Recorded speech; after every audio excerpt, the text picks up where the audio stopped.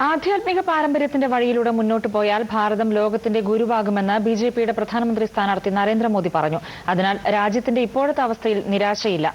വള്ളിക്കാവിൽ മാതാ അമൃതാനന്ദമയിയുടെ 60ാം പിറന്നാൾ ആഘോഷ ചടങ്ങിൽ പങ്കെടുക്കുകയായിരുന്നു നരേന്ദ്രമോദി.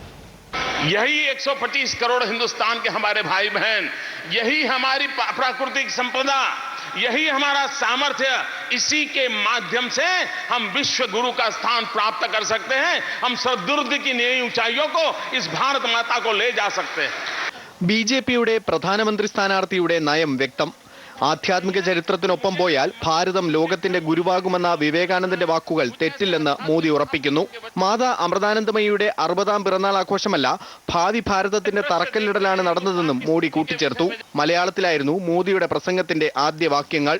അമ്മയുടെ കാലഘട്ടശില ജീവിച്ചു അവരുടെ ആശീർവാദം ഏറ്റുവാങ്ങാൻ സാധിച്ച നമ്മൾ എത്ര ഭാഗ്യവാനമരാണ്.